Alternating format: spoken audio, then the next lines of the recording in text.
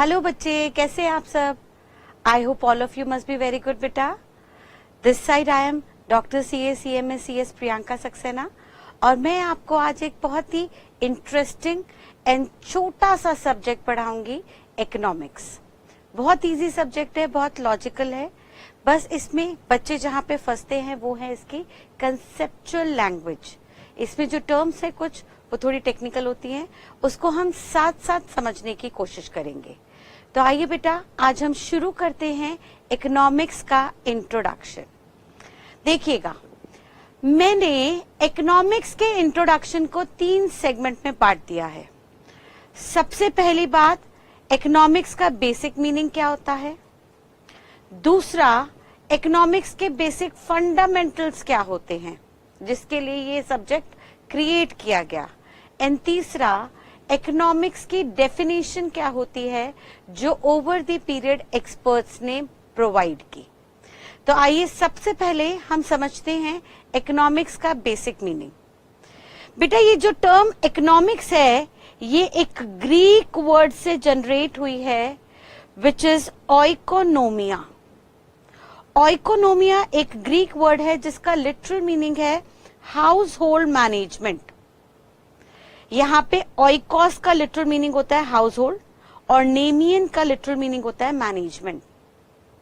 तो basically economics जो है छोटे स्केल से शुरू की गई और कहा कि जैसे किसी इंसान ने, कोई मैनकाइंड ने, कोई आदमी ने इनकम कमा के उस पैसों से अपने घर की मैनेजमेंट की, उस पूरे प्रोसेस को, जिस प्रोसेस के तहत उसने अपने घर को मैनेज किया विद द अवेलेबल रिसोर्सेज, उस प्रोसेस को हम इकोनॉमिक्स का नाम देते हैं।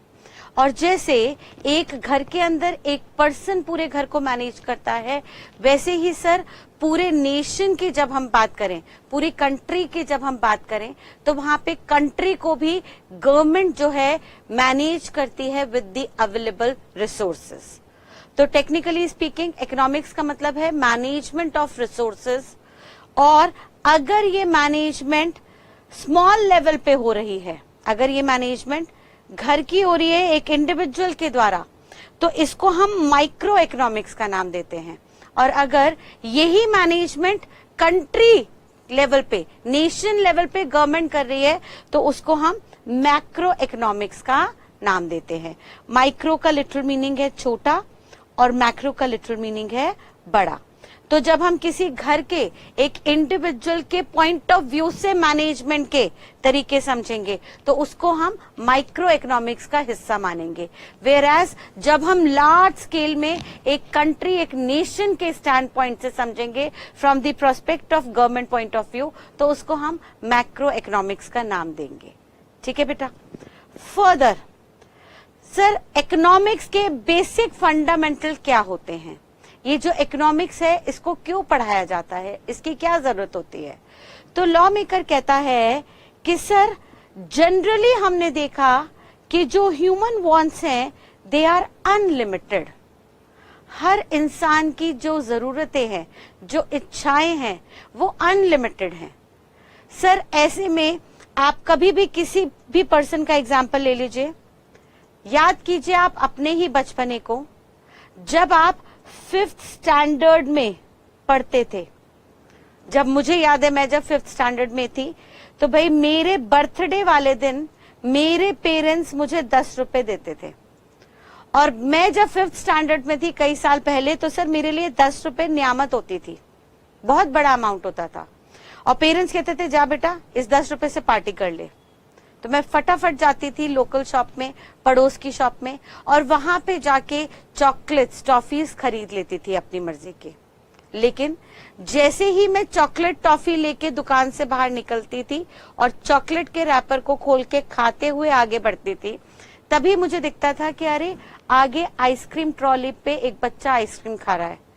फिर मुझे लगता था अरे यार शिट, मैंने चॉकलेट क्यों ली, मैं आइसक्रीम खा लेती, आइसक्रीम में मुझे चॉकलेट भी मिल जाती और क्रीम भी मिल जाती। यानी मैंने अपनी मर्जी से ही चॉकलेट खरीदी, लेकिन फिर भी मेरी डिजायर कंप्लीट नहीं हुई, फुलफिल नहीं हुई। किसी और को देख के मेरी नई डिजायर्स, मेरी नई इच्छाएं जागरूक हो गई। तो सर ये सिर्फ छोटे लेवल पे ही नहीं है, जैसे जैसे आपका लेवल बड़ा होता गया, बड़े होते होते भी ये इच्छाएं बढ़ती गई।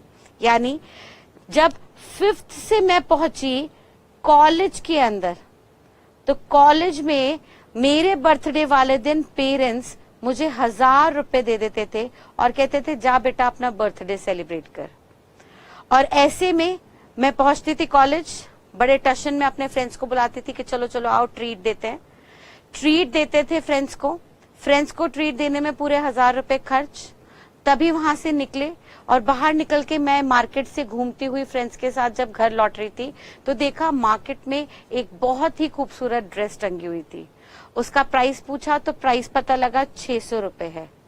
तब मैंने फिर सोचा शिट यार, मैंने क्या कर दिया, मैंने क्यों 1000 रुपए पूरे पार्टी में फूंक दिए। इससे अच्छा तो मैं पहले 600 की अपनी ड्रेस खरीदती और अपने फ्रेंड्स को 400 रुपए में ही एक छोटे स्केल पे पार्टी दे देती। यानी ये बात तय है कि जो 1000 रुपए मुझे मिले, जो बड़े हुए पैसे मिले, बचपन में मुझे 10 ही रुपए मिलते थे, अब 1000 रुपए मिले, लेकिन 1000 रुपए मैंने अपनी ही मर्जी से अपनी फ्रेंड्स को ट्रीट देने में खर्च किए। फिर भी मेरी सारी इच्छाएं खत्म नहीं हुई। एक इच्छा जरूर खत्म हुई, लेकिन उसके बाद मेरे मन में कोई दूसरी इच्छा, कोई दूसरी डिमांड आ गई। आगे बढ़े और मैंने क्वालिफाई की, professional degree CA CMA CS complete किया और फिर मेरे पेरेंट्स ने मुझे 1 लाख रुपए का रिवॉर्ड दिया और कहा बेटा we are very proud of you, जाओ 1 लाख रुपए में अपनी शॉपिंग कर लो।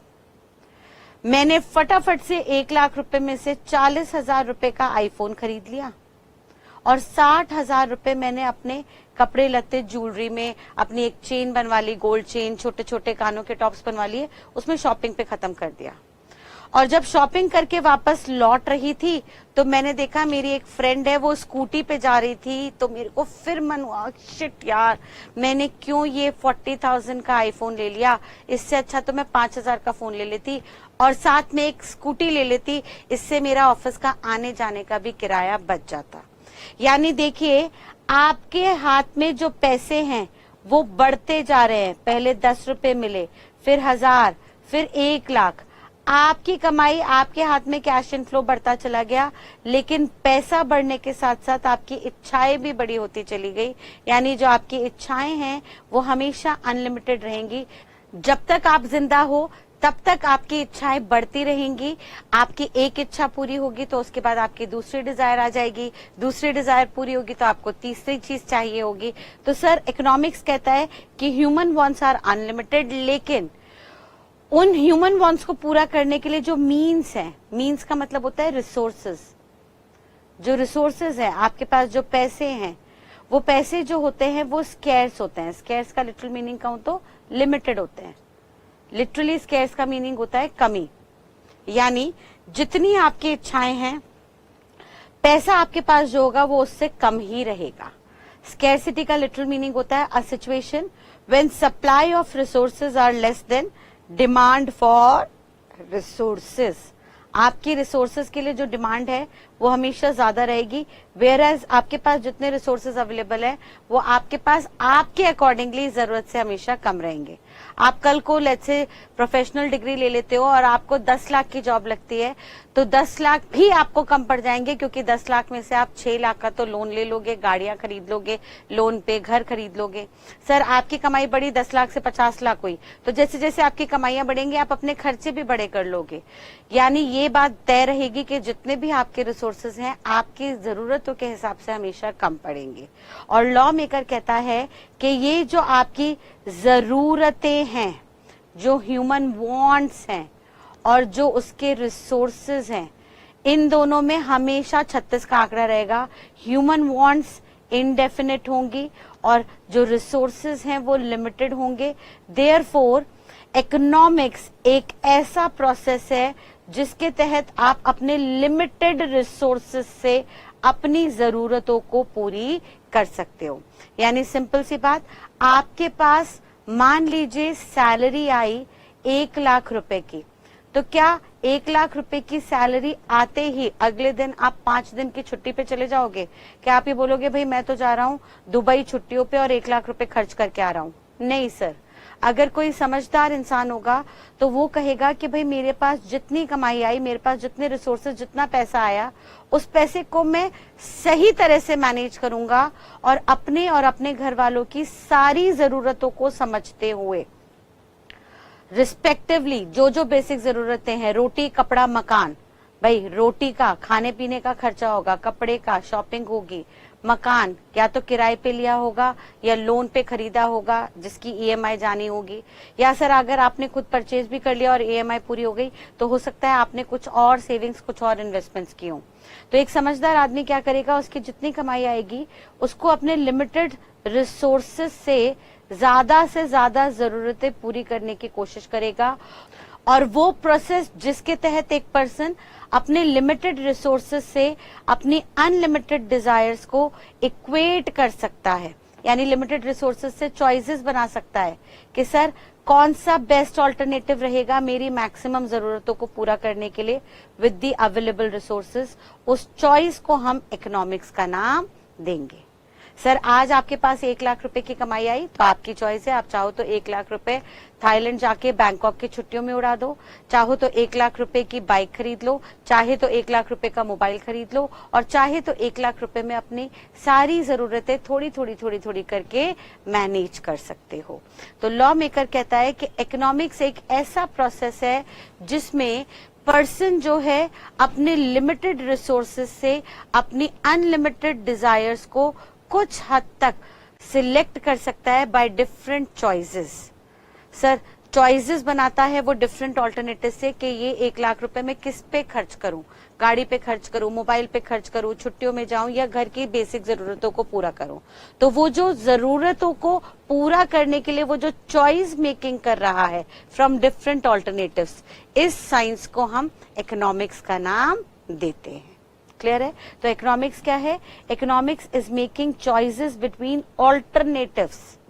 आपके पास ऑल्टरनेटिव्स होंगे, बहुत तरीके होंगे, आप चाहो तो मोबाइल खरीदो, चाहो तो गाड़ी खरीदो, चाहो तो छुट्टियों पे जाओ।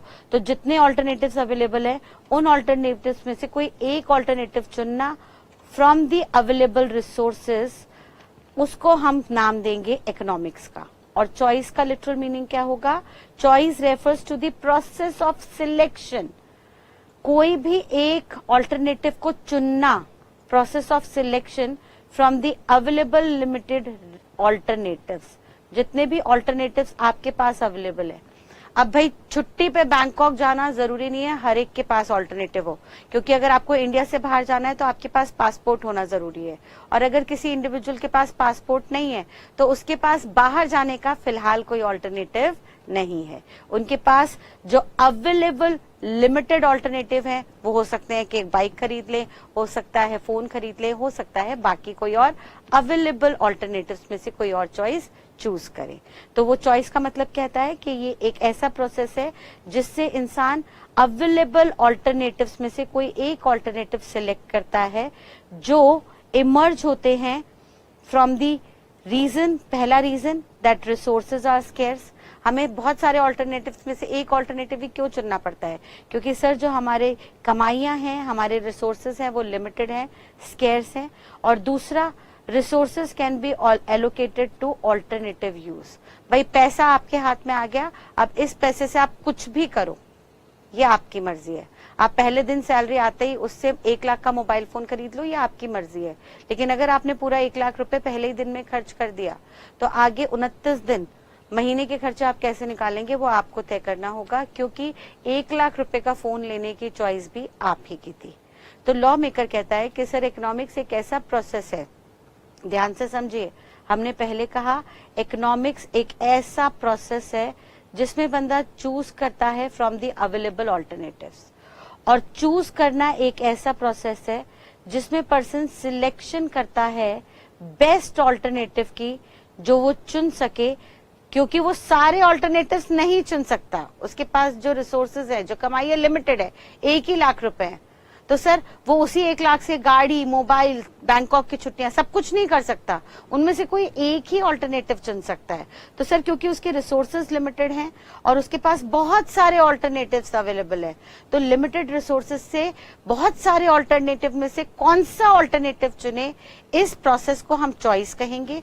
और इस चॉइस को करने के काम को, यानी इस चॉइस को करने के डिसीजन मेकिंग को हम इकोनॉमिक्स का नाम देंगे। यानी मैं ऐसे कह सकती हूं कि आपके रिसोर्सेज अगर स्केर्स है, लिमिटेड हैं, तो इसके कारण आपको चॉइस करनी पड़ेगी।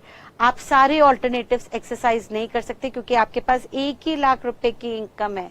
तो सर या तो आप छुट्टी पे चले जाओ, या आप बाइक खरीद लो, या आप मोबाइल खरीद लो, या बाकी जरूरतें पूरी कर लो। लिमिटेड रिसोर्सेज है, देयरफॉर आपको चॉइस तो एक ऑल्टरनेटिव की करनी होगी, सारे ऑल्टरनेटिव्स आप नहीं चुन सकते। और क्योंकि लिमिटेड स्केर्स रिसोर्स है जिसकी वजह से चॉइस करनी पड़ रही है, देयरफॉर पर्सन के ऊपर डिसीजन मेकिंग की जिम्मेदारी आ जाएगी। क्योंकि जब आपको कहा जाएगा बेस्ट ऑल्टरनेटिव चुनो, तो ऑल्टरनेटिव आपको समझदारी से चुनने होंगे। जो डिसीजन मेकिंग होगी वो डिसीजन मेकिंग करनी होगी आपको लिमिटेड रिसोर्सेज को ध्यान में रखते हुए कि आपके पास सिर्फ 1 लाख रुपए ही हैं, और उन लिमिटेड रिसोर्सेज को आपको रिलेट करना होगा इन अ मैनर कि भाई जो कंज्यूमर है इंडस्ट्री में उसको सबसे ज्यादा सेटिस्फैक्शन हो, जो प्रोड्यूसर है इंडस्ट्री में उसको सबसे ज्यादा प्रॉफिट हो, और जो सोसाइटी में रहने वाले लोग हैं उनको सबसे ज्यादा वेलफेयर हो। यानी जब हम एक इंडिविजुअल की मैनेजमेंट की बात करेंगे तो हम कहेंगे भैया आपके पास 1 लाख की कमाई है, आपको चॉइस करनी है, तो डिसीजन मेकिंग की जिम्मेदारी आप पे आई। अब मान लीजिए मिस्टर गोपाल है जो घर में कमाने वाले हैं, ये इकलौते रिसोर्स हैं कमाने वाले, इनके साथ 6 लोग और रहते हैं फैमिली में, पेरेंट्स हैं, ठीक है जी, पेरेंट्स हैं, वाइफ है, बच्चे हैं। अब ऐसे में 6 लोगों का परिवार इन्हें 1 लाख रुपए की कमाई से चलाना है। तो सर इनके पास 1 लाख का लिमिटेड रिसोर्स है, अब इन्हें चॉइस करनी होगी कि ये 1 लाख रुपए में कितना कितना पैसा कहाँ कहाँ खर्च करें। तो उसके लिए उन्हें डिसीजन मेकिंग करनी होगी। डिसीजन मेकिंग जनरली कौन करता है? जो कमाता है। तो भाई गोपाल ने कमाया तो गोपाल जनरली डिसीजन मेकिंग करेगा, ऑल्दो वो चाहे तो अपने पेरेंट्स, अपने वाइफ, अपने बच्चों से भी सलाह या कंसल्टेंसी ले सकता है, ठीक है जी। लेकिन उन्हें ध्यान रखना होगा डिसीजन मेकिंग के वक्त कि भाई जो भी फैसले लें वो इस तरह से हों कि गोपाल, गोपाल के पेरेंट्स, गोपाल की वाइफ, गोपाल के बच्चे सभी के वेलफेयर के लिए हों। यानी गोपाल ये नहीं बोल सकता कि 1 लाख में से 20,000 रुपए मुझे दे दो, मुझे जाके जुआ खेलना है। वाइफ कहेंगी नहीं नहीं प्लीज जुआ मत खेलिए, अगर जुए में आप हार गए तो ये पूरे 20,000 रुपए भी चले जाएंगे। इससे अच्छा तो 20,000 में से हम 5,000 रुपए शेयर मार्केट में लगाते हैं, उससे हम शेयर्स में इन्वेस्टमेंट करेंगे या म्यूचुअल फंड में इन्वेस्ट करेंगे, सो दैट आगे आने वाले टाइम में हमें वहां से कमाई हो सके। और बाकी 10,000 हम बच्चों की पढ़ाई में लगाएंगे, जिसमें हम बच्चों को अच्छे से अच्छे एजुकेशन देंगे और उन्हें साथ साथ एक्स्ट्रा करिकुलर एक्टिविटीज भी सिखाएंगे, चाहे वो डांस हो, म्यूजिक हो, पेंटिंग हो, एटसेट्रा एटसेट्रा। तो भाई सिंपल सी बात उन्होंने कहा, जब लिमिटेड रिसोर्सेज की वजह से उन्हें बहुत सारे ऑल्टरनेटिव्स में से चॉइस करनी होगी, डिसीजन मेकिंग करनी होगी, तो वो हमेशा ऐसा फैसला ले जो सबके हित में हो। ये तो हमने बात की माइक्रो इकोनॉमिक्स की, जहां पे हम एक इंडिविजुअल के प्रोस्पेक्ट से बात कर रहे हैं। अब अगर इसी को हम मैक्रो लेवल पे ले जाएं तो यहाँ पे पूरे के पूरे नेशन की बात होगी, ठीक है जी, पूरी की पूरी कंट्री की बात होगी। अब लेट्स से अगर मैं बात करूं, हम पूरी इंडिया की बात कर रहे हैं, तो भाई यहाँ पे सेंट्रल गवर्नमेंट बैठी है जो पूरी कंट्री को चला रही है, और सेंट्रल गवर्नमेंट को जो कमाइयां हैं वो टैक्सेस वगैरह से आ रही हैं। तो सरकार के पास जितनी कमाई आ रही है, अब सरकार चाहती है इससे देश का हित किया जाए, नई नई पॉलिसीज निकाली जाए, नई नई सड़कें, ब्रिजेस बनाए जाएं, नई नई पॉलिसीज में स्टार्टअप प्रोग्राम्स को, नए बिजनेस पर्सन को लोन दिया जाए कम ब्याज दर पे, बच्चों को एजुकेशन का लोन दिया जाए, सो दैट गरीब से गरीब बच्चा भी अच्छे से अच्छी पढ़ाई कर सके। तो अब सरकार कहती है कि भाई हमारे पास जितने भी फंड्स हैं उसको हमें मैनेज करना है, कंट्री में रहने वाले हर इंसान के लिए, किसानों के लिए लोन निकालना है, सो दैट वो अपनी फसल अच्छे से उगा सके। लेकिन अगर फसल खराब हो गई, बारिश हो गई और किसान पैसा नहीं चुका पाए तो उसका वो लोन हमें माफ भी करना है। इससे रिलेटेड सेंट्रल गवर्नमेंट बहुत सारी स्कीम्स एंड पॉलिसीज बनाती रहती है। तो सर यहाँ पे मैक्रो इकोनॉमिक्स के अंदर हमें सरकार को बताना होता है, या सरकार ये सीखती है कि भाई जितने भी अवेलेबल रिसोर्सेज कंट्री में हैं उसको कैसे आगे चॉइस किया जाए और उसे आगे कैसे बाइफरकेट किया जाए अलग अलग सेगमेंट में, सो दैट पूरी इंडस्ट्री में आने वाले कंज्यूमर्स को सेटिस्फैक्शन मिले, जितने भी प्रोड्यूसर्स हैं चाहे वो गुड्स देते हो चाहे सर्विसेज, उन्हें मैक्सिमम प्रॉफिट जनरेट हो, और बाकी सोसाइटी में रहने वाले लोगों का भला हो। यानी हम कोशिश करेंगे कि कोई भी ऐसी चीजों को हम एनकरेज ना करें जिससे भले ही हो सकता है एक बिजनेसमैन को भले फायदा हो रहा हो, लेकिन अगर उससे बाकी सोसाइटी को नुकसान हो रहा है तो ऐसी चीजों को हम ज्यादा एनकरेज करना नहीं चाहेंगे। तो टेक्निकली स्पीकिंग हमने कहा मैक्रो हो या माइक्रो, मैक्रो में गवर्नमेंट, माइक्रो में एक इंडिविजुअल पर्सन अपने स्केर्सिटी के साथ, स्केर्स रिसोर्सेज के साथ बेस्ट ऑल्टरनेटिव्स में से चॉइस करता है, और डिसीजन मेकिंग के टाइम उसे ये ध्यान रखना चाहिए कि वो फैसला ले, वो डिसीजन ले जिससे हर एक का हित हो। अगर मैक्रो लेवल में बात करें तो वहां पे सोसाइटी का भी हित हो, वहां पे जो सेलर है, मैन्युफैक्चरर है, उसका भी हित हो, और जो कंज्यूमर सामान या सर्विसेज खरीद रहा है उसका भी हित हो। और अगर हम माइक्रो लेवल पे बात करें तो एक फैमिली में जो भी लिमिटेड रिसोर्सेज आए उससे हमें वहां पे चॉइसेस करनी होंगी जिससे फैमिली में रहने वाले हर परिवारजन का, हर इंसान का फायदा हो। यानी सर अगर गोपाल के साथ उनके पेरेंट्स रह रहे हैं तो गोपाल की जिम्मेदारी है कि अपने पेरेंट्स की जरूरतों के लिए भी पैसा निकाल के अलग से संभाल के रखे। भाई मान लीजिए गोपाल के जो पेरेंट्स हैं वो ओवर एजेड है, सीनियर सिटीजन है, 80 ईयर्स अबव है, तो सर उनकी सेहत, उनकी एज ऐसी है कि उनकी सेहत भी खराब हो सकती है, उन्हें हॉस्पिटल भी जाना पड़ सकता है, उन्हें दवाइयां भी लेनी पड़ सकती हैं। तो गोपाल की समझदारी ये कहती है कि 1 लाख रुपए में से कुछ हिस्सा निकाल के अलग अपने पेरेंट्स की दवाइयों के खर्चे और उनकी ट्रीटमेंट के लिए भी संभाल के अलग रखें। तो ये वो पूरा प्रोसेस जिसके तहत एक इंसान माइक्रो लेवल पे या एक कंट्री मैक्रो लेवल पे अपने लिमिटेड रिसोर्सेज को फैला देती है, चॉइस कर देती है through decision making, so that all segment of a family और अ नेशन गेट सर्व्ड। ऐसे प्रोसेस को हम इकोनॉमिक्स का नाम देते हैं। क्लियर है बेटा? बेसिकली फर्दर ये अभी जो हमने देखा ये बिल्कुल बेसिक मीनिंग था। इस मीनिंग को फर्दर ओवर द पीरियड बहुत सारे इकोनॉमिस्ट ने डिफाइन किया। टेक्निकली स्पीकिंग इकोनॉमिक्स को बहुत सारे इकोनॉमिस्ट ने अलग अलग तरह से डिफाइन किया, और वो जो अलग अलग डेफिनेशंस आई उनको हम 4 कैटेगरी में अब बांट देते हैं। ब्रॉडली हम इकोनॉमिस्ट द्वारा दी गई डेफिनेशंस को अब 4 कैटेगरी में बांटने जा रहे हैं, और ये 4 कैटेगरी के तहत हर इकोनॉमिस्ट ने किस बात पे फोकस किया उसको समझने की कोशिश करते हैं। सर सबसे पहली definition mister Adam Smith and J B Say ji ने दी थी, जिनके अकॉर्डिंगली इकोनॉमिक्स जो है वो एक साइंस थी वेल्थ की। उन्होंने कहा सर ये कि एक साइंस है, साइंस का मतलब होता है एक सिस्टमैटिक प्रोसेस। भाई साइंस एक सिस्टमैटिक प्रोसेस है, यानी आप साइंस में आप क्या पढ़ते हो? लॉ ऑफ ग्रेविटी, कि भाई आप ऊपर से कुछ फेंकोगे तो वो नीचे गिरेगी गिरेगी, चाहे वो एप्पल हो, चाहे इंसान हो, चाहे फ्लाइट हो, चाहे सामान हो। तो भाई ये जो लॉ ऑफ ग्रेविटी है, it is a science, it is a systematic process, it will remain same for everyone, हर एक के लिए ये सेम रहेगा। तो साइंस का मतलब है अ सिस्टमैटिक प्रोसेस। और मिस्टर एडम स्मिथ का कहना है कि सर इकोनॉमिक्स एक ऐसी साइंस है, एक ऐसा सिस्टमैटिक प्रोसेस है जिसमें वेल्थ को मैनेज किया जाता है। वेल्थ क्या होता है आप समझिएगा।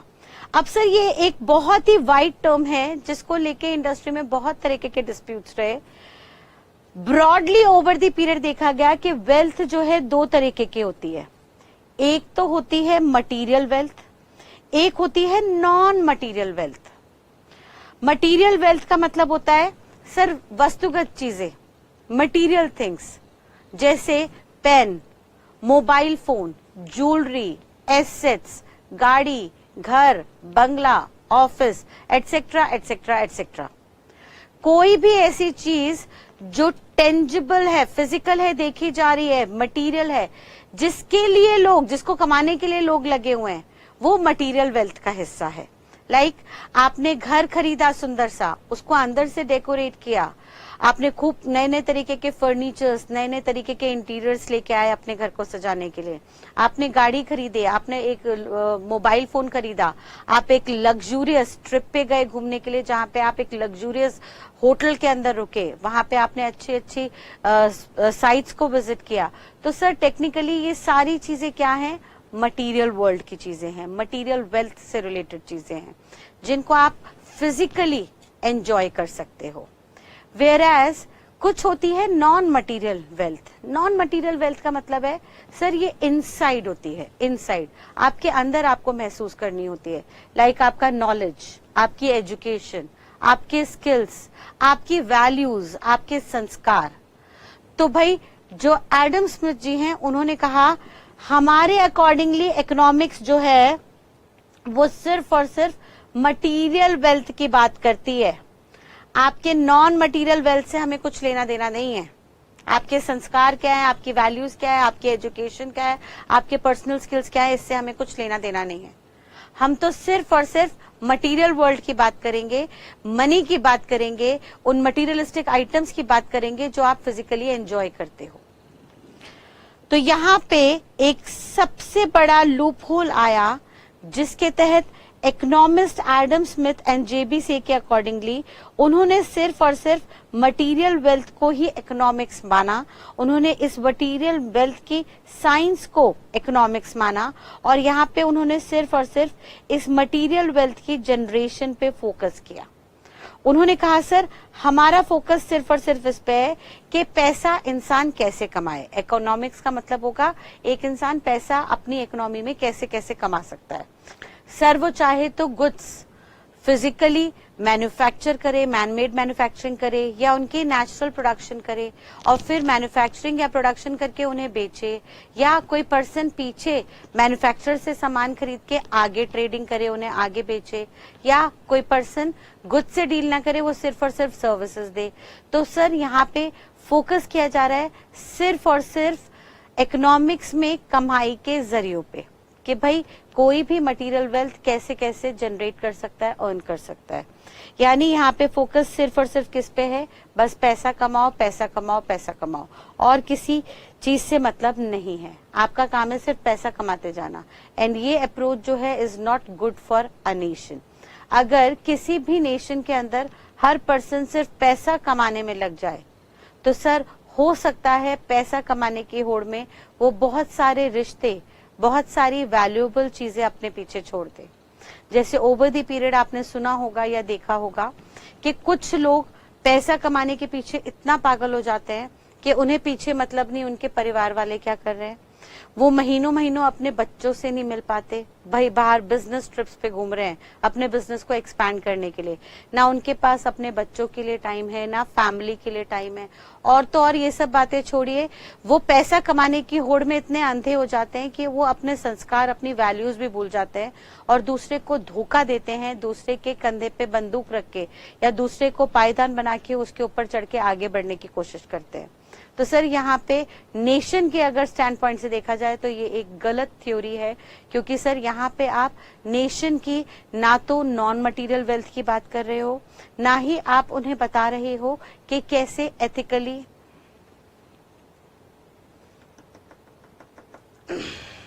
तो देखा जाए तो ये थ्योरी नेशन के स्टैंड पॉइंट से गलत है, क्योंकि सर यहाँ पे आप सिर्फ और सिर्फ पैसा कमाने पे ही फोकस कर रहे हो, नॉन मटेरियल वेल्थ को देख ही नहीं रहे और पैसे कमाने की होड़ में आप बहुत सारी चीजें इग्नोर करते जा रहे हो, जिसके चलते आगे आने वाले टाइम में हो सकता है कि एक अमीर इंसान बहुत अमीर होता जाए, अनएथिकली सबको धोखा देके उसके पीठ पे चाकू भोग के आगे बढ़ता जाए बढ़ता जाए बढ़ता जाए, और जिन जिन को धोखा दे रहा है वो बेचारा गरीब होता जाए।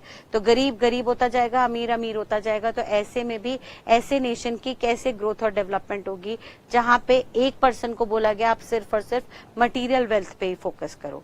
तो यहाँ पे आके इस थ्योरी में थोड़े से डिफेक्ट आए, जिसके चलते आगे आने वाले टाइम के इकोनॉमिस्ट ने अपनी थ्योरी को थोड़ा सा चेंज किया, मॉडिफाई किया। तो उन्होंने क्या बोला जरा देखिएगा एक बार। जो सबसे पहली डेफिनेशन है economics as a science of wealth जो एडम स्मिथ जी ने दी, उन्होंने कहा उनका फोकस सिर्फ और सिर्फ मेनली किस पे था, ओनली ऑन मटेरियल वेल्थ, यानी वो सिर्फ और सिर्फ जनरेशन ऑफ वेल्थ पे फोकस करा रहे थे, जो कि गलत था from the nation stand point, जिसके चलते कुछ डीमेरिट्स आ गए। क्या क्या डीमेरिट्स आए कि सर क्योंकि ये कंसिडर ही नहीं कर रहे नॉन मटेरियल ग्रोथ, इसके चलते सर ह्यूमन माइंड में रिपल्शंस आ जाते हैं, जद्दोजहद आ जाती है कि भाई किसी भी हालत में पैसा कमाना है। अगर किसी बच्चे को बचपन से ही सिखा दिया जाए कि भैया पैसा ही सब कुछ है, तुझे जिंदगी में सिर्फ पैसा कमाना है, पैसा भगवान है, पैसे के लिए कुछ भी कर दे, तो भाई साहब हो सकता है वो बड़े होके पैसे के लिए डकैती भी डाले, हो सकता है वो मर्डर भी करे। तो ऐसी इकोनॉमी जहां पे पैसा कमाने के लिए लोग अंधे हो जाएं, वैल्यूज छोड़ दे, दूसरे की कदर ना करें, मारा पीटी करे, खून खराबा करें, ऐसा नेशन कैसे प्रोग्रेस करेगा। तो सर यहाँ पे सबसे बड़ा डिफेक्ट है कि सिर्फ और सिर्फ मटेरियल ग्रोथ पे काम कर रहे हैं, नॉन मटेरियल ग्रोथ पे काम नहीं कर रहे, जिसके चलते ह्यूमन माइंड सेट हो रहा है कि भाई आपको पैसा बनाना है, to make money at any cost. इसके चलते लोगों के लिए आपके पास कोई सिंपैथी नहीं, कोई एम्पैथी नहीं रह जाएगी, आप कोई अपनी फैमिली को टाइम नहीं दोगे, आपकी वैल्यूज कॉम्प्रोमाइज होंगी, जिसके चलते all together over the period of time nation एक बहुत बड़े डेंजर में आ जाएगा सर, जहां पे सोसाइटी ही खतरे के अंदर होगी, कोई किसी से वफा नहीं रखेगा, कोई किसी के साथ ऑनेस्ट लॉयल नहीं रहेगा, और सिर्फ पैसे के लिए लोग अंधी रेस में भागेंगे। और उस पैसे को कमा के भी ये लोग क्या कर लेंगे, जब उस पैसे को एंजॉय करने के लिए उनके परिवार वाले ही उनके साथ नहीं होंगे। बात समझ में आ रही है। तो सर यहाँ पे ये थ्योरी के अंदर एक बहुत बड़ा ड्रॉबैक है of not considering non material wealth. Although यहाँ पे कुछ मेरिट्स भी हैं कि सर यहाँ पे जो पूरा फोकस है वो वेल्थ पे दिया जा रहा है, तो हम ये बात भी नजरअंदाज नहीं कर सकते कि पैसा कुछ नहीं है। एक तरफ अगर मैं ये कहूं कि पैसा सब कुछ है, ये बात गलत है। पैसा सब कुछ नहीं है, पैसा बहुत कुछ है लेकिन सब कुछ नहीं है। लेकिन हम ये बात भी नहीं कह सकते कि पैसा तो कुछ भी नहीं है। सर पैसा बहुत कुछ है, क्योंकि अगर आपके पास पैसा नहीं होगा तो आप एजुकेशन भी कैसे प्रोवाइड करोगे, आप अपने बच्चों को स्कूल भी कैसे भेजोगे, आप अपनी बेसिक जरूरतें कैसी पूरी करोगे, रोटी कपड़ा मकान की। तो यहाँ पे एक बड़ी कॉन्फ्लिक्टिंग सिचुएशन आ रखी है कि सर पैसा सब कुछ नहीं है लेकिन पैसा बहुत कुछ है, क्योंकि उससे आप अपनी बेसिक जरूरतें पूरी कर सकते हो, और यही वो जरिया है जिसके थ्रू आप नॉन मटेरियल वेल्थ को भी अर्न कर सकते हो। आपको नए नए स्किल्स डेवलप करने हैं, आपको नई नई एजुकेशन डेवलप करनी है, तो उसके लिए आपको मटेरियल वेल्थ की जरूरत पड़ेगी, आपको पैसे की जरूरत पड़ेगी। देयरफॉर ये मेरिट हो गया, because for everything money is necessary. ठीक है जी। तो यहाँ पे इस थ्योरी के अंदर वेल्थ पे स्ट्रेस कर रहे हैं, it is a merit also, लेकिन वेल्थ के साथ साथ नॉन मटेरियल वेल्थ पे नहीं काम कर रहे, देयरफॉर ये एक डीमेरिट बन गया। दूसरा sir, under this theory it eliminates the problems of economic growth, क्योंकि सर यहाँ पे पूरा का पूरा फोकस मनी पे है, तो जितना एक इकोनॉमी मनी जनरेट करेगी उतना कुछ हद तक हम इकोनॉमी की प्रॉब्लम्स को रिजॉल्व कर पाएंगे। समझ में आया बेटा? तो पहला जो क्लासिफिकेशन है वो क्लासिफिकेशन था economics as a science of wealth. Second, बाद में एक इकोनॉमिस्ट आए मिस्टर एल्फ्रेड मार्शल, उन्होंने कहा economics as a science of material welfare. Mister Alfred Marshall ने भी मटीरियल वर्ड पे ही काम किया, मटीरियल वेल्थ पे ही काम किया, उन्होंने भी नॉन मटीरियल वेल्थ को अभी तक कंसिडर नहीं किया था, लेकिन उन्होंने यहाँ पे मटेरियल के साथ साथ वेलफेयर जोड़ दिया। वेलफेयर का लिटरल मीनिंग होता है हैप्पीनेस, खुशियां। ठीक है, तो उन्होंने कहा कि सर जो इकोनॉमिक्स है वो मटेरियल वेलफेयर की साइंस है, यानी यहाँ पे उन्होंने दो बातों पे फोकस किया। उन्होंने कहा कि सर इकोनॉमिक्स जो है वो मैन काइंड की स्टडी है, इंसान की पढ़ाई है, क्योंकि सर जो वेल्थ है वो इंसान ही कमाता है। भाई वैसे तो पूरी दुनिया भर में, पूरी यूनिवर्स में करोड़ों नेचर की स्पीशीज है, करोड़ों जानवर, पंछी, पक्षी, करोड़ों तरीके के स्पीशीज है, लेकिन क्या जानवर वेल्थ कमा सकते हैं? क्या हम कह सकते हैं कि शेर पैसे कमाने निकला है घर से, या हाथी इस तरह से पैसे कमा सकता है? नहीं सर, ये जो वेल्थ कमाने की कला है वो भगवान ने सिर्फ और सिर्फ मैनकाइंड को दी है, इंसान को दी है। तो एल्फ्रेड मार्शल ने कहा कि क्योंकि सिर्फ इंसान, ह्यूमन स्पीशी ही ऐसी है जो वेल्थ कमा सकते हैं, जनरेट कर सकते हैं, अपना दिमाग इस्तेमाल कर सकते हैं, क्योंकि एक ह्यूमन स्पीशी ऐसी है जिसको दिमाग मिला है फॉर डिस्क्रिमिनेशन, डिसाइड करने की पावर दी गई है उन्हें, सही गलत डिसाइड करने की पावर दी गई है, वेल्थ जनरेट करने की पावर दी गई है, और नए नए आगे इनिशिएटिव्स लेने की पावर दी गई है, नए नए इन्वेंशंस करने की पावर दी गई है। तो एल्फ्रेड मार्शल कहते हैं कि सर ये जो इकोनॉमिक्स है ना, ये मैनकाइंड की साइंस है, ये मैनकाइंड को स्टडी करने की साइंस है। यहाँ पे क्योंकि इंसान ही पैसे कमा सकता है, तो सबसे पहले आपकी जिम्मेदारी है इकोनॉमिक्स में कि इंसान को पढ़ो, इंसान को समझो, उनकी फिलॉसफी को, उनकी साइकोलॉजी को समझो। और इंसान को समझने के लिए आपको दो बातों पे काम करना पड़ेगा। पहले जनरेशन ऑफ वेल्थ, जो पिछली थ्योरी में भी थी, लेकिन इस बार उन्होंने एक और एस्पेक्ट को कवर किया, that is utilisation of wealth. यानी उन्होंने कहा आप समझो इंसान और उसकी जरूरतों को समझो, और देखो कि एक इंसान कैसे पैसे कमाता है, और जो भी पैसे कमाता है वो उस पैसे को कैसे यूटिलाइज करता है, यानी कैसे खर्च करता है। ये दोनों बातें आपको समझनी जरूरी है। और ये किस में समझनी होगी? In the ordinary business of life. Ordinary life में वो कैसे सोचता है। हम जनरल रूल की बात करेंगे, एक्सेप्शनल केसेस की बात नहीं करेंगे। कुछ लोग पागल होते हैं, नेगेटिव ही सोचते हैं, कुछ लोग हाईली पॉजिटिव होते हैं, वो सिर्फ पॉजिटिव ही सोचते हैं। हम उनकी बात नहीं कर रहे, एक्सेप्शंस आर ऑलवेज देयर, लेकिन हम जनरली मैक्सिमम लोगों की बात कर रहे हैं। मैक्सिमम लोग, एवरेज पब्लिक जो है, एवरेज पर्सन जो है, सर वो बताओ वो नॉर्मल लाइफ में कैसे वेल्थ जनरेट करता है और उस वेल्थ को कैसे यूटिलाइज करता है, किन चीजों पे खर्च करता है। एंड साथ साथ यहाँ पे भी वेल्थ का जो मतलब होगा वो मटेरियल वेल्थ से ही रिलेटेड होगा, नॉन मटेरियल वेल्थ यहाँ पे भी कवर नहीं की गई। तो उन्होंने कहा सर कि ये जो थ्योरी है एल्फ्रेड मार्शल की, इसके फायदे हैं। फायदे क्या क्या है, मेरिट्स क्या क्या है? सर यहाँ पे वेल्थ क्रिएशन पे फोकस किया जाता है, क्योंकि वेल्थ जो है एनिमल्स के द्वारा जनरेट नहीं हो सकती, मैनकाइंड के द्वारा जनरेट होती है। देयरफॉर मैनकाइंड को स्टडी करना जरूरी है, और ये बात जायज है। सर पहले आप इंसान को समझो, इंसान की जरूरतों को समझो, फिर देखो इंसान पैसे कैसे कमाता है, और जो भी पैसे कमाता है किन चीजों से कमाता है ये समझिए, और फिर देखिए कि जो चीजों से पैसे कमा रहा है उसको कहाँ कहाँ खर्च कर रहा है, उस कमाई को कहाँ कहाँ पे यूटिलाइज कर रहा है। ये पूरी साइंस समझिए, ये पूरी स्टडी कीजिए, और उसके अकॉर्डिंगली इकोनॉमिक्स के प्रिंसिपल बनाइए।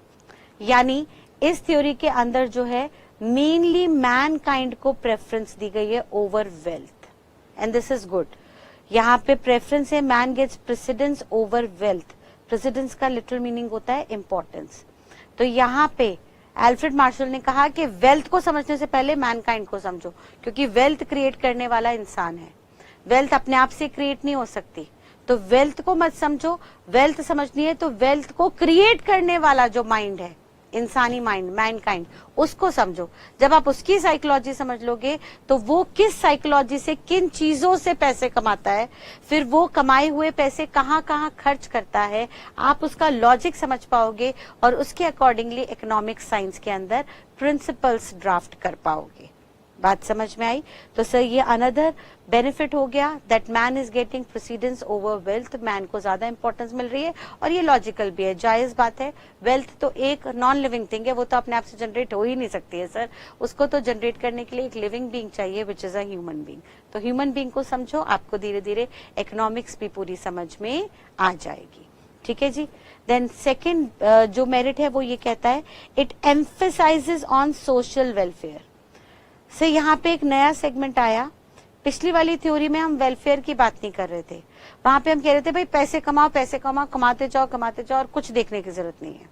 लेकिन सेकेंड थ्योरी में उन्होंने कहा, एल्फ्रेड मार्शल जी ने, कि सर पहले इंसान को समझो, फिर इंसान पैसे कैसे कमाता है ये समझो, किन चीजों से पैसे कमाता है ये समझो, और फिर उन पैसों को खर्च क्या करता है ये समझो, और फिर ये स्टडी करते करते ये भी बात समझो कि जो भी वेल्थ है वो इस तरह से कमाई जानी चाहिए कि सोसाइटी का वेलफेयर हो सके, सोशल वेलफेयर हो सके।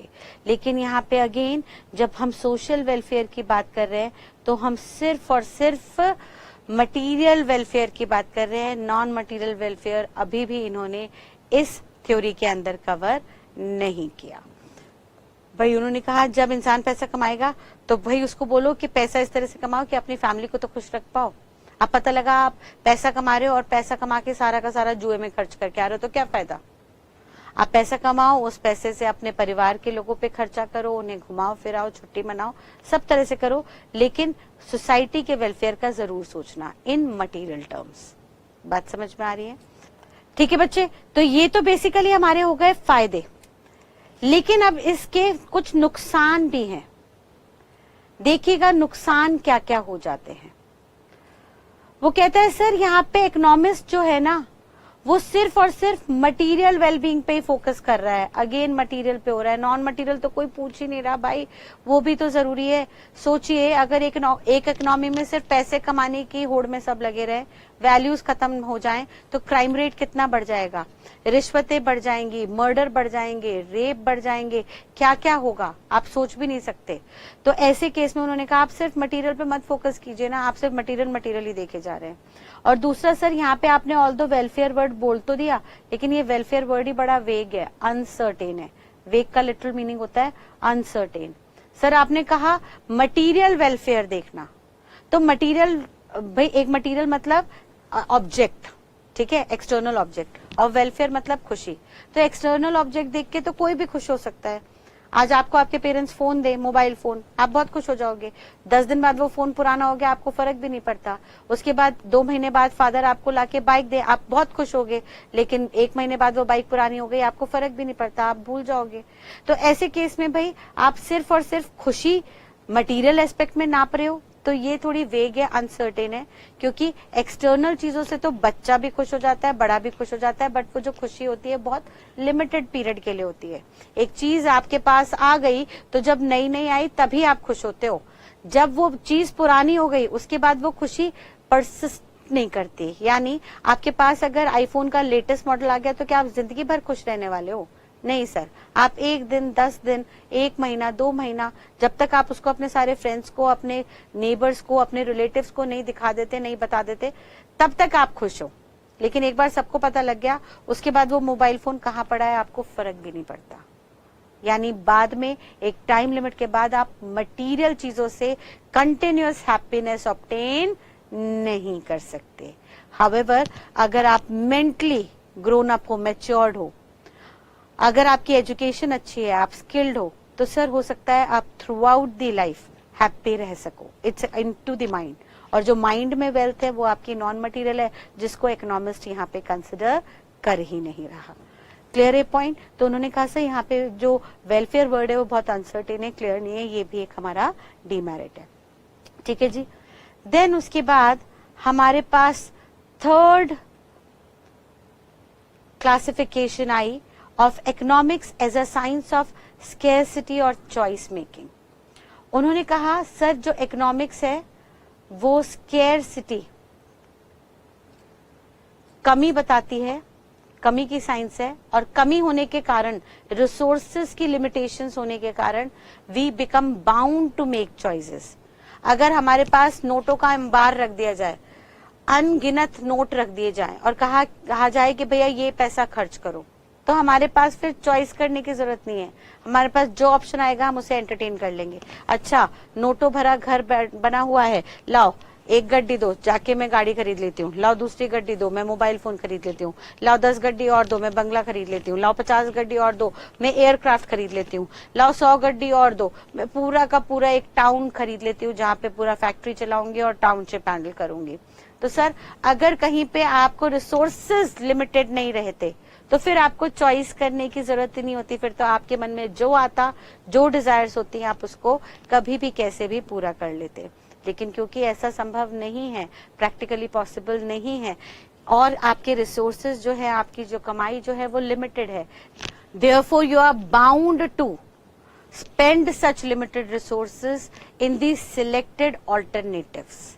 ठीक है, यानी अब आपके पास 100 जगह दिख रहे हैं ऑल्टरनेटिव जहां पे आप ये पैसे खर्च कर सकते हो, लेकिन 100 में से आपको वो बेस्ट ऑल्टरनेटिव चॉइस करने होंगे, चुनने होंगे, जिससे आपका और आपके परिवार वालों का भला हो सके। ठीक है जी। तो यहाँ पे मिस्टर रॉबिन्स आए और उन्होंने कहा कि इकोनॉमिक्स जो है is a science of choice making, और उन्होंने यहाँ पे 4 एस्पेक्ट्स को कवर किया। 4 एस्पेक्ट्स क्या क्या थे?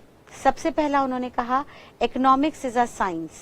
उन्होंने कहा सर ये बात तो तय है कि ये साइंस है, यहाँ पे एक सिस्टमैटिक प्रोसेस है जो सबके लिए सेम रहेगा। दूसरा उन्होंने कहा सर यहाँ पे एंड जो है वो अनलिमिटेड है। एंड्स का मतलब होता है वांट्स, जो आपकी डिजायर्स है, आपकी इच्छाएं हैं वो अनलिमिटेड है, लेकिन जो आपके रिसोर्सेज हैं वो स्केर्स है। रिसोर्सेज का मतलब मीन्स, जो आपके जरिए हैं जरूरतों को पूरे करने के, वो रिसोर्सेज तो लिमिटेड हैं, स्केर्सिटी में है, लेकिन जो आपकी इच्छाएं हैं वो अनलिमिटेड है।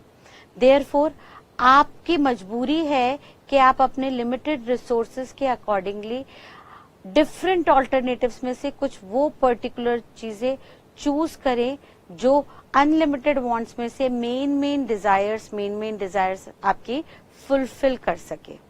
जैसे सर यहाँ पे ऑल्टरनेटिव यूजेज होंगे, आपको तरह तरह के यूजेज, कई तरीके के यूजेज बताए जाएंगे। आपके पास पैसा है तो चाहो तो वो पैसा आप पढ़ाई में लगाओ, चाहो तो वो पैसा पार्टी में खर्च कर दो, चाहे तो उससे मटेरियल चीजें खरीद लो, चाहो तो वो पैसा बैंक में डाल दो, ये आपकी चॉइस है। लेकिन सर हमारे अकॉर्डिंगली, मिस्टर रॉबिन्स कहते हैं हमारे अकॉर्डिंगली इकोनॉमिक्स में 4 एस्पेक्ट्स कवर किए जाते हैं। पहला ये साइंस है, दूसरे इसमें वांट्स अनलिमिटेड है, तीसरा इसमें रिसोर्सेज लिमिटेड है, और चौथा अब आपके पास मजबूरी आ जाती है कि आपको बहुत सारे ऑल्टरनेटिव्स में से कुछ ऑल्टरनेटिव चुनने होंगे, सारे आप नहीं चुन सकते, आपको कुछ सिलेक्टेड ऑल्टरनेटिव्स चूज करने होंगे। और ये जो साइंस है चूजिंग और making decisions from the available alternatives is known as economics according to Mr. Robbins। उन्होंने कहा सर जनरली इकोनॉमिक्स में हम आगे चल के एक कंसेप्ट पढ़ेंगे थ्योरी ऑफ डिमांड, जहां पे वो कहते हैं कि सर जैसे जैसे किसी चीज की डिमांड बढ़ती है उसकी सप्लाई जो है गिरती जाती है। भाई आज की डेट में लेट्स से हम एक एग्जांपल लेते हैं कि सभी डाइट कॉन्शियस है, हर बंदा धीरे धीरे टाइम के साथ जागरूक हो रहा है। By increasing pollution, by increasing number of diseases, भाई नई नई बीमारियां आ गई, कोविड-19 पहले कभी सुना भी नहीं था, तो नई नई तरीके की बीमारियां आ गई हैं, तो उसके चलते बहुत से लोग अब जागरूक हो गए अपनी हेल्थ को लेके, जिसके चलते सर वो ज्यादा मीठा नहीं खाते, जिसके चलते चीनी वीनी की सेल्स जो है बहुत मार्केट में कम हो गई है, चीनी की ज्यादा बिक्री नहीं होती। लेकिन अगर हम फेस्टिवल सीजन में जाएं, हम दिवाली के आसपास पहुंचे तो चीनी की सेल्स सडनली बढ़ जाती है, क्योंकि सर उस वक्त इतने त्योहार होते हैं, इतने सारे फेस्टिवल्स के बीच में भाई हर कोई उम्मीद करता है कि कुछ मीठा हो जाए, तो ऐसे केस में बड़े बड़े दुकानदार भी, मिठाई वाले भी बहुत मिठाइयां बना के स्टॉक में रख लेते हैं डिफरेंट टाइप की, और उसके लिए हर एक को चीनी की जरूरत होती है, चाहे घर में लोग मिठाई बना रहे हो, चाहे दुकान में लोग मिठाई बना रहे हो, चीनी की डिमांड सडनली बढ़ जाती है। और जैसी चीनी की डिमांड बढ़ती है, सप्लाई लिमिटेड है, तो चीनी का प्राइस क्या होता है, बढ़ जाता है। वेयरएज त्योहार निकल गया तो सप्लाई चीनी की बढ़ गई, डिमांड घट गई, डिमांड घटी, सप्लाई बढ़ी हुई है, तो प्राइस जो है वो बढ़ जाता है। ऑल्दो ये जो थ्योरी है ये हम आगे चल के देखेंगे, लेकिन अभी इस रेफरेंस में मैं आपको समझाना चाह रही हूँ वो क्या कह रहे हैं।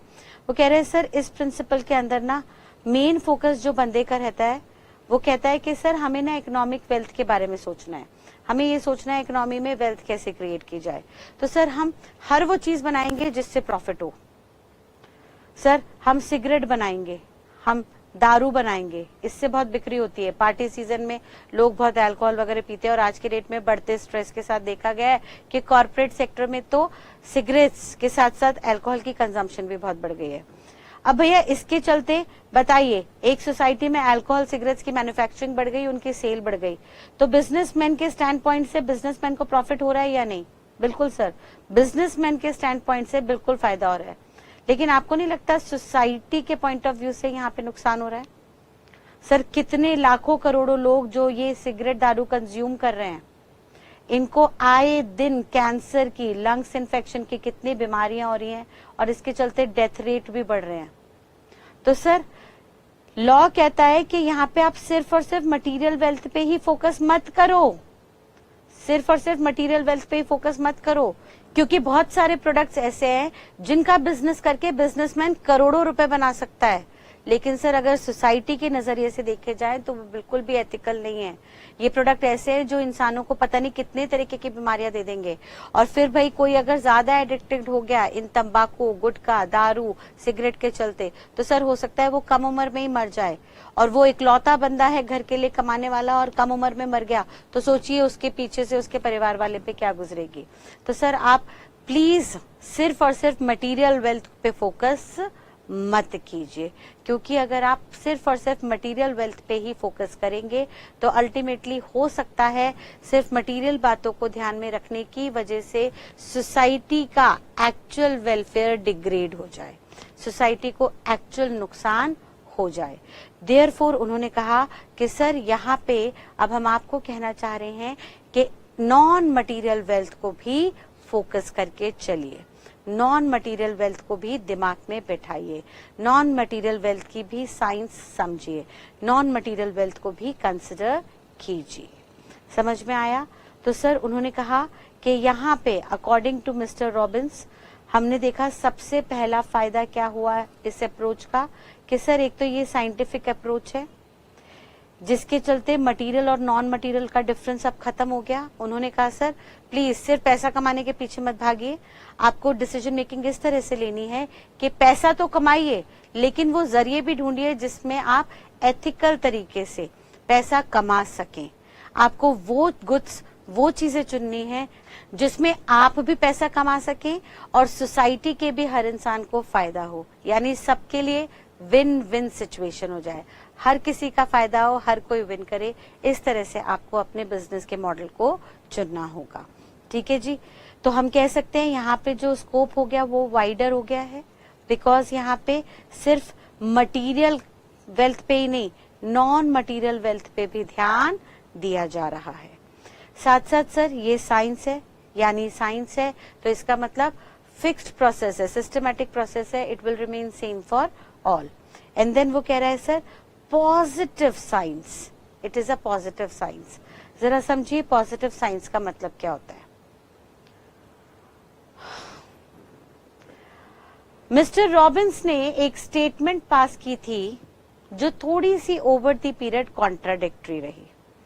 उन्होंने कहा sir economics is neutral between ends. इस लाइन का मतलब क्या है? इस लाइन के मतलब को समझने के लिए आपको कुछ बेसिक बातें पहले समझनी पड़ेंगी। सुनिएगा, जनरली क्या होता है, इकोनॉमिक्स में दो पहलू दिखाए जाते हैं। सबसे पहला पहलू है व्हाट इज, क्या हो रहा है, एंड दूसरा पहलू है व्हाट ऑट टू बी, क्या होना चाहिए। सर आज की डेट में क्या हो रहा है? सर आज की डेट में सिगरेट भी मैन्युफैक्चर हो रही है, अल्कोहल भी मैन्युफैक्चर हो रहा है, टोबैको भी मैन्युफैक्चर हो रहा है। On the other side pharmaceutical company दवाइयां भी बना रही है, कोल्ड ड्रिंक्स भी बन रही हैं, फास्ट फूड भी बन रहे हैं। हाँ, लेकिन सर साथ साथ देसी घी भी बन रहा है, दूध भी आ रहा है, दही भी आ रहा है, पनीर भी आ रहा है, जूस भी आ रहा है, यानी सर सब कुछ हो रहा है। ये हो गया व्हाट इज, क्या हो रहा है। सर सब कुछ हो रहा है। इस होने को हम कहते हैं पॉजिटिव इकोनॉमिक्स। जो हो रहा है, क्या है की जगह मैं ये भी कह सकती हूँ क्या हो रहा है, करंटली क्या हो रहा है, एज सच ये है पॉजिटिव इकोनॉमिक्स। लेकिन सर क्या होना चाहिए, इसे हम कहते हैं normative economics. What ought to be. Sir होना ये चाहिए था कि इंडस्ट्री में वो प्रोडक्ट बनाओ ही नहीं ना जिससे लाखों लोग मर रहे हैं। सर किसने कहा सिगरेट बनाओ, दारू बनाओ, तंबाकू बनाओ? इन प्रोडक्ट से फायदा तो धेले का नहीं है, सिर्फ और सिर्फ सबको नुकसान ही हो रहा है। तो आप ये प्रोडक्ट बना ही क्यों रहे हो? ये मत बनाओ, ये नहीं बनने चाहिए। ये हुआ आपका नॉर्मेटिव साइंस। अब आपके माइंड में भी आएगा सर ये बात तो सही है कि भाई दारू से, गुटखे से, तंबाकू से किसी का भला नहीं हो रहा, तो फिर भी सरकार क्यों बनने दे रही है? तो इसको आप आगे चल के बेटा देखोगे हायर लेवल पे, वहां पे हम बताएंगे कि सर सरकार इन प्रोडक्ट से सबसे ज्यादा टैक्स की रिकवरी करती है, यानी सरकार को सबसे ज्यादा रेवेन्यू इन चीजों को बेच के मिलता है, जिसके कारण सरकार इनको बैन नहीं कर पा रही है, बंद नहीं कर पा रही है। लेकिन लोगों की सुरक्षा के लिए सरकार इस पे स्टैट्यूटरी वार्निंग जरूर देती है।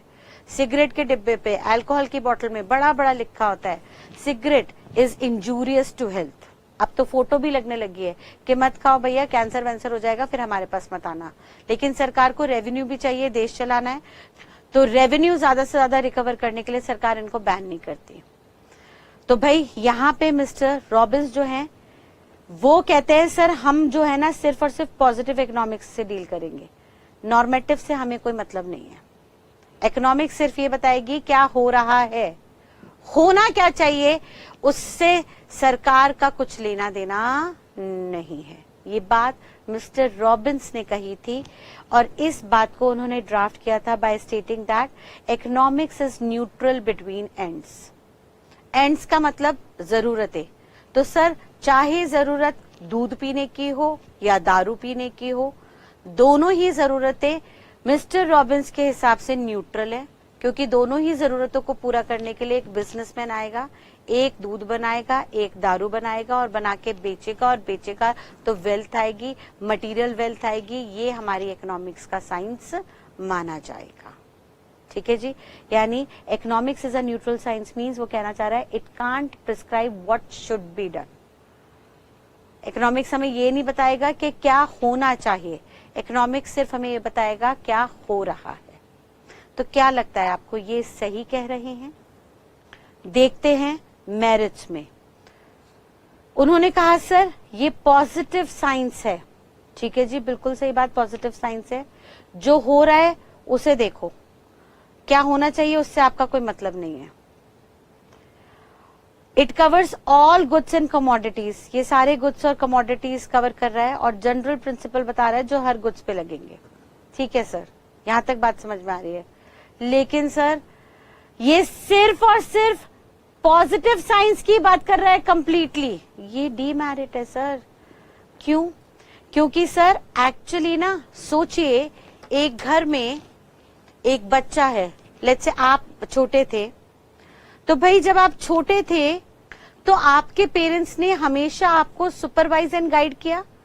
यानी जब आप घर में रहते थे आप कुछ कुछ खेलते थे, कुछ कुछ दीवारों पे ड्राइंग बनाते थे, कुछ कार्टून्स बनाते थे, कुछ स्टोरियां सुनाते थे, तो आपके पेरेंट्स आपको सुपरवाइज करते थे, यानी आप क्या कर रहे थे वो देखते थे। और साथ साथ अगर आपने कुछ गलती कर दी तो वो आपको गाइड करते थे, वहीं के वहीं रोकते थे कि बेटा ऐसा नहीं करो, ये नहीं करना, आपको ये करना चाहिए। यानी मान लीजिए अपने सिबलिंग्स के साथ, भाई बहन के साथ आप खेल रहे हो, आपके पेरेंट्स खुश हो रहे हैं, सुपरवाइज कर रहे हैं, लेकिन खेलते खेलते आपके बीच में लड़ाई हो गई और लड़ाई में आपने अपने सिबलिंग को मारा या गाली दी, तो आपके पेरेंट्स इमीडिएटली उठ के आते थे, बीच में जंप इन करते थे और बोलते थे नहीं बेटा गाली नहीं देना या मारना नहीं एक दूसरे को, ये गलत बात है, ऐसा नहीं होना चाहिए। आपको अगर सामने वाले से प्रॉब्लम है तो आप हमारे पास आओ, हमें कंप्लेंट करो, हम पनिशमेंट देंगे, ये होना चाहिए। यानी आपके पेरेंट्स आपको सुपरवाइज करते थे, जब आप कुछ करते थे वो देख रहे थे क्या हो रहा है, और जब जब उन्हें लगता था कि जो हो रहा है उसमें से कुछ गलत हो रहा है तो वो वहीं पे आपको रोक के आपको बताते थे कि क्या होना चाहिए।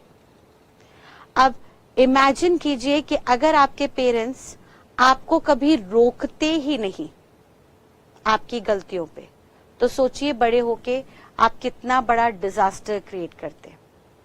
सर आपने बचपन से ही भाई बहन को मारा, गाली दी, तो बड़े होके गाली तो आपके जबान पे चढ़ी रहती, हर किसी से आप बहस करते, रोड साइड चलते हुए भी आप एक दूसरे को, आप बराबर में गाड़ी में बैठे हुए बंदे को भी गाली देते, उसके चलते पता नहीं कितनी बड़ी बड़ी लड़ाइयां होती, कोर्ट में आपके ऊपर केसेस चल रहे होते। तो सर ये गलत होता ना, अगर आपके पेरेंट्स आपको गाइड नहीं करते तो एक स्टेज पे बड़े होके आके आप अपने पेरेंट्स को ही ब्लेम करते कि हमारे पेरेंट्स ने हमें सही दिशा नहीं दिखाई, जिसके चलते हम भटक गए। तो भाई सिंपल सी बात है, इकोनॉमिक्स कहती है कि क्या हो रहा है और क्या होना चाहिए, इकोनॉमिक्स को दोनों चीजें बतानी चाहिए, सो दैट आम आदमी ये दोनों को कंपेयर करके उनके बीच में एक इक्विलिब्रियम, एक समन्वय बैठा सके। सर अब उन्हें पता हो कि भाई क्या हो रहा है, यानी जैसे आप कुछ काम कर रहे हो लेकिन आपको इंस्ट्रक्शन मिली है कि क्या करना चाहिए, तो आप टाइम टू टाइम अगर कहीं पे भी गलत होगे तो आप अपने एक्शन को रोक के वहां पे अपने अंदर सुधार करोगे, क्योंकि आपको पता है what ought to be done. आपको एक बेंचमार्क मिला है, एक टारगेट मिला है, आपको एक नॉर्मेटिव स्टैंडर्ड्स दिए गए हैं। तो आपकी जिम्मेदारी है कि जब भी आप कुछ काम करो उस वक्त स्टैंडर्ड्स को ध्यान में रखते हुए उनके बीच में इक्विलिब्रियम बनाते हुए आगे बढ़ो। देयरफॉर यहाँ पे सबसे बड़ा डिमेरिट हो गया कि सर ये जो अप्रोच है डिसीजन मेकिंग की, ये सिर्फ और सिर्फ कंप्लीटली पॉजिटिव साइंस पे बेस्ड है, देयरफॉर ये डीमेरिट भी बन गया। और इसके चलते सर, क्योंकि वो कह रहे हैं कि न्यूट्रल बिटवीन एंड्स हैं, यानी चाहे आप दारू पियो या चाहे आप दूध पियो, सर उनके अकॉर्डिंगली हमारी बला से, भाई सिंपल सी बात है, चाहे दारू पियो चाहे दूध पियो हमारी बला से। लेकिन एक्चुअली आप तो बिजनेसमैन को काम तो दे रहे हो ना, अल्कोहल वाले का बिजनेस बढ़ रहा है अगर आप अल्कोहल ज्यादा पी रहे हो, और मिल्कमैन का बिजनेस बढ़ रहा है अगर आप मिल्क ज्यादा पी रहे हो। तो सर हमारे तरफ से तो हम कह रहे हैं बिजनेस बढ़ना चाहिए, जो कि गलत है। ठीक है जी। फर्दर इसके चलते, क्योंकि यहाँ पे नॉर्मेटिव साइंस नहीं है, इसके चलते अप्रोच जो है नैरो हो गई। मैम अभी तो बोला वाइडर हो गई, भाई वाइडर अप्रोच हो गई because of non material wealth को भी कवर किया था, आपके लिए नॉन मटेरियल वेल्थ को भी कवर किया गया था। लेकिन यानी आपको मटेरियल वेल्थ भी कवरेज दे रहे थे और नॉन मटेरियल वेल्थ भी कवर कर रहे थे। लेकिन जब अप्रोच की बात आई तो आप सिर्फ और सिर्फ पॉजिटिव साइंस को फॉलो कर रहे थे, आप नॉर्मेटिव को फॉलो नहीं कर रहे थे। क्या होना चाहिए ये आप देख ही नहीं रहे थे, इस बात को आप नजरअंदाज कर रहे थे। भाई आपने ये तो देख लिया कि नॉन मटेरियल क्या है, लेकिन होना क्या चाहिए आप ये नहीं समझने की कोशिश कर रहे थे। तो अगेन ये ड्रॉबैक बन गया इस साइंस का। और सर क्योंकि आप नॉर्मेटिव साइंस देख ही नहीं रहे क्या होना चाहिए, तो आप वेलफेयर नॉन वेलफेयर में बंटवारा ही नहीं कर पाओगे, आप जज ही नहीं कर पाओगे क्या चीज सही है क्या चीज नहीं।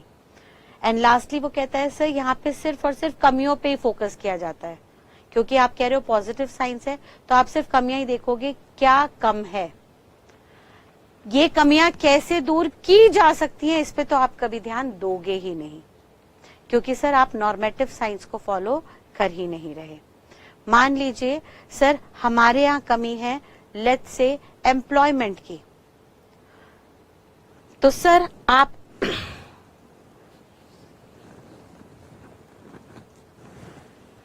लेट्स से हमारे यहाँ सबसे बड़ी प्रॉब्लम है अनएम्प्लॉयमेंट की, काम ही नहीं है लोगों के पास। तो सर आप तो सिर्फ स्कैरसिटी, आप तो सिर्फ प्रॉब्लम पे ही फोकस कर रहे हो, प्रॉब्लम ही देख रहे हो, क्या हो रहा है, क्या हो रहा है। लेकिन क्योंकि आप सिर्फ देख रहे हो क्या हो रहा है, क्या होना चाहिए आप इस पे फोकस ही नहीं कर रहे, आप नॉर्मेटिव देख ही नहीं रहे, नॉर्मेटिव अप्रोच।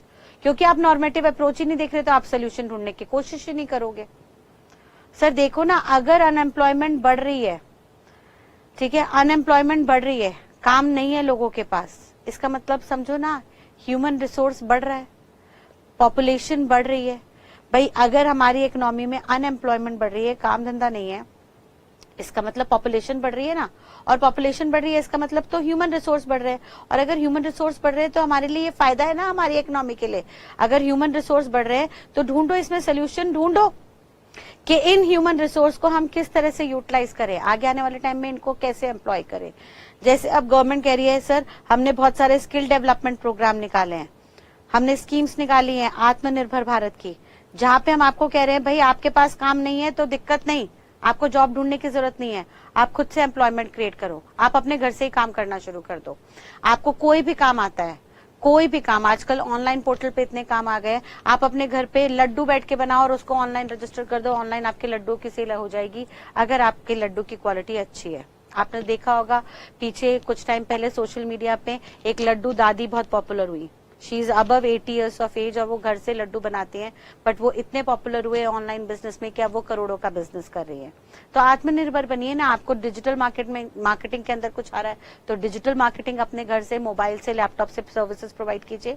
यानी भाई हमारे पास ह्यूमन रिसोर्सेज इतने ज्यादा है, तो भले ही एम्प्लॉयमेंट नहीं है, काम ज्यादा नहीं है, तो कोई बात नहीं, आप एम्प्लॉय नहीं बन सकते तो बिकम एन एम्प्लॉयर, आप खुद अपना काम ढूंढो, कैसे आप अपना काम शुरू कर सकते हो, और उसके अंदर तरह तरीके से आप स्ट्रीम सोर्सेज को यूटिलाइज कीजिए और अपने काम को आगे बढ़ाइए।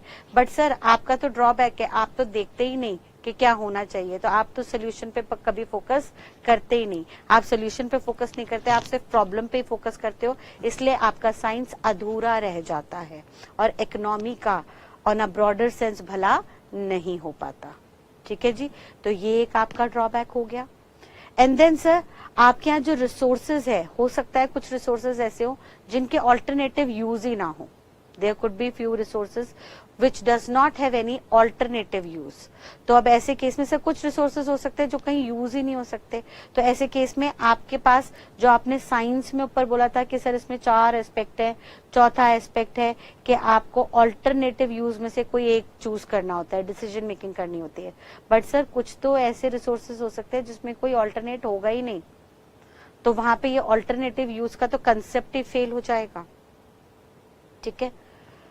देन नेक्स्टली वो कहता है sir this definition is silent about macro economics concept. यहाँ पे खाली माइक्रो के डिसीजन मेकिंग पे फोकस कर रहे हैं, मैक्रो लेवल पे नेशन स्टैंड पॉइंट से बात समझने की कोशिश ही नहीं की जा रही। And lastly it does not cover future economic growth और डेवलपमेंट। सर यहाँ पे सिर्फ आज पे फोकस कर रहे हैं कि आज कमाई कैसे क्रिएट की जाए, आगे क्या होगा इससे हमें कुछ लेना देना नहीं है। तो सर ये भी खतरनाक है। आज आपने कमाई जनरेट कर ली, आज आपको पता है इस कमाई को कहाँ कहाँ खर्च करना है, आप खर्चा कर लो, लेकिन उस कमाई में से कुछ हिस्सा निकाल के जरूर अलग रख दो फॉर फ्यूचर ग्रोथ। क्योंकि सर नहीं पता आगे आने वाले टाइम में क्या क्या घटनाएं घट जाएं जिसके चलते हो सकता है आपकी कमाइयां भी रुक जाएं। इसका लाइव एग्जाम्पल है साल 2020 कोविड-19 का पीरियड, जब सडनली एक महामारी आई और पूरी दुनिया, रादर कंट्री छोड़िए पूरी दुनिया नेशनल लॉकडाउन, ग्लोबल लॉकडाउन के अंदर आ गई, सबके काम धंधे बंद हो गए, करोड़ों की नौकरियां गई। तो सर अगर आपने पहले की पिछली कमाइयों में से 2020 से पहले की कमाई में से कुछ पैसा निकाल के अलग रखा था, कुछ सेविंग रखी थी, तो आपका गुजर बसर चल गया होगा। लेकिन अगर आप सारा पैसा पीछे उड़ाते आए, आपने फ्यूचर इकोनॉमिक ग्रोथ के बारे में सोचा ही नहीं, तो सर ऐसे में बहुत आपने परेशानियां झेलनी पड़ेंगी। और ऐसे में एक्चुअली भी हुआ कोविड-19 के दौरान कि बहुत सारे लोगों ने सुसाइडल अटेम्प्ट किया, क्योंकि उन्होंने पहले कभी फ्यूचर के बारे में कुछ सोचा नहीं, कुछ सेविंग की नहीं, और जब नेशनल लॉकडाउन आया उनका हाथ से काम चला गया, उनके हाथ में 1 रुपया भी नहीं था खाने को। जब खाने को 1 रुपया नहीं मिल पाया और वो अपने परिवार को नहीं चला पाए, तो अंडर स्ट्रेस आके उन्होंने सुसाइड कर लिया, which is not good for an economy. तो सर ये अनदर सबसे बड़ा ड्रॉबैक है। इस ड्रॉबैक को कवर करने के लिए लास्ट में एक और साइंस आई, economics as a dynamic growth and development. ये जो साइंस आई, ये साइंस पीछे के सारे पॉइंट्स को कवर कर रही थी, और जो पीछे के सारे पॉइंट्स के ड्रॉबैक थे उनको भी ओवरराइड कर दिया। यानी इसके अंदर basically this science covers all previous concept along with, ये आज का भी सोचेगी और फ्यूचर का भी सोचेगी, ये आज का ग्रोथ भी सोचेगी, फ्यूचर के ग्रोथ और डेवलपमेंट भी सोचेगी। और यहाँ पे 4 चीजों पे काम किया जाएगा। यहाँ पे बताया जाएगा कि कैसे एक इंसान माइक्रो इकोनॉमिक्स में, कैसे एक इंडिविजुअल माइक्रो में, या एक सोसाइटी मैक्रो इकोनॉमिक्स में अपने स्केर्स रिसोर्सेज को एम्प्लॉय कर सकती है in different uses to produce commodities, कुछ सामान वगैरह बनाने के लिए। और वो सामान चाहे तो आज के डेट में डिस्ट्रीब्यूट करे और चाहे तो उसे संभाल के रख दे for future use, so that future में भी ग्रोथ के एस्पेक्ट्स को वो कवर कर सके। तो टेक्निकली स्पीकिंग इस प्रोसेस के अंदर कोई डीमेरिट है ही नहीं। सारे जितने भी पीछे के डीमेरिट्स थे वो यहाँ पे आके कवर अप हो गए, और सब बेनिफिट्स यहाँ पे आ गए, जिसमें से सबसे पहला मेरिट है मटीरियल वेलबींग। सर यहाँ पे सबका भला सोचा जाएगा, और यहाँ पे सर ह्यूमन इनिशिएटिव लिए जाएंगे। ह्यूमन इनिशिएटिव का मतलब इंसान को अगर पता हो कि भाई उसके पास इतने अवेलेबल रिसोर्सेज है, और उसे ये भी पता है कि इस रिसोर्सेज से उसे आज का भी सोचना है और फ्यूचर का भी सोचना है, तो वो खुद से इनिशिएटिव लेगा उस पैसे को, उस रिसोर्सेज को एप्रोप्रिएटली एलोकेट करने में। Then sir it covers economic growth also, and it covers economic growth का मतलब है कि सर सिर्फ और सिर्फ ये प्रेजेंट का ही नहीं सोचेगा, फ्यूचर का भी सोचेगा, अपने फ्यूचर को भी प्रोटेक्ट करेगा। एंड देन लास्टली वो कह रहा है सर इस प्रोसेस के थ्रू इकोनॉमिक स्टेबिलिटी आ जाएगी। यानी अगर हर इंसान थोड़ा थोड़ा अपनी कमाइयों में से सेविंग करता रहेगा तो फ्यूचर में स्टेबिलिटी हो जाएगी, वो कभी भी रिस्क में नहीं जाएगा अगर उसके हाथ से नौकरी चली भी गई तो। जैसे कोविड-19 के दौरान रियलाइज हुआ बहुत से लोगों को जिन लोगों ने अपने पिछले लाइफ में कोविड-19 आने से पहले जो भी कमाइयां की थी उसमें से अगर बहुत बड़ी अमाउंट की सेविंग्स निकाल के अलग रख दी, तो सर कोविड-19 में एक्चुअली उन्होंने अपने घरों में पार्टी बनाई, उन्होंने डेली नई नई डिशेस बनाई, घर में सब परिवार के साथ क्वालिटेटिव टाइम स्पेंड किया। तो सर कहने की बात यह है कि अगर आपने हर वक्त अपने फ्यूचर का सोच के कुछ अलग रखते चले गए, फ्यूचर का सोच के कुछ रिटेन करते चले गए, तो आपके पास फ्यूचर आगे आने वाले टाइम में भी एक स्टेबिलिटी आ जाएगी, एक परिपक्वता आ जाएगी। भले ही उस वक्त आपके पास कमाई ना भी रहे, लेकिन प्रीवियस सेविंग से आप अपना गुजर बसर चला सकोगे। इस बात को एक छोटे से एग्जाम्पल से मैं घर के लेवल पे लेती हूँ। आपने देखा होगा कि जनरली घरों में पापा जो है वो स्ट्रिक्ट होते हैं और मम्मी सॉफ्ट होती है, और मम्मी जहाँ पे जनरली होम मेकर्स होती हैं, हाउसवाइफ होती हैं, जैसे मेरी मदर हाउसवाइफ है, होम मेकर है, तो मैंने उनसे एक बहुत बड़ी चीज सीखी कि मेरे फादर जब भी मदर को मंथली घर के खर्चे के लिए पैसे देते थे, मान लीजिए घर के खर्चे के लिए 10,000 रुपए दिए, तो मेरी मदर हर बार 10,000 में से जैसे तैसे बचत करके 7,000 रुपए खर्च करके बाकी 3,000 रुपए बचा लेती थी, और वो 3,000 रुपए चुपके से अपनी अलमारी में छुपा देती थी। ऐसे उन्होंने कई सालों तक किया, और बाद में जब मुझे पढ़ाई के वक्त पैसों की जरूरत थी, उस वक्त पापा का बिजनेस, मेरे फादर का बिजनेस था, लेकिन मेरे फादर साहब का बिजनेस उस वक्त जब मेरा एजुकेशन का टाइम आया, उनका बिजनेस सफर कर रहा था फ्रॉम लॉसेस। उस वक्त जब मुझे इकट्ठे लेट्स से 1 लाख रुपए की जरूरत पड़ी, तो मेरी मदर ने फट से अपने इतने सालों की सेविंग में से निकाल के मुझे पैसे दे दिए। तो सर उन्होंने फ्यूचर का ऑलरेडी पहले से सोचा था। Mothers are the best economist. उन्हें फ्यूचर का पहले से ही पता था, भैया कल को कभी भी ऊपर नीचे हो सकता है, फादर बिजनेस कर रहे हैं, कभी भी प्रॉफिट्स एंड लॉसेस आ सकते हैं, कभी भी अप डाउन हो सकता है। तो वो हर महीने कुछ कुछ बताती रहती थी, और उन्होंने जितनी भी बचत की उसके चलते फ्यूचर सिक्योर हो गया।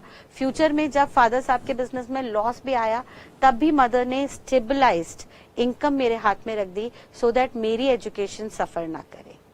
तो वही बात यहाँ पे कह रहे हैं कि अगर आप फ्यूचर का सोच के चलेंगे तो आपकी जो इकोनॉमी है वो स्टेबलाइज हो जाएगी, प्रेजेंट भी आपका बेहतर होगा, और साथ साथ आपका फ्यूचर भी आप बेहतर बना पाओगे।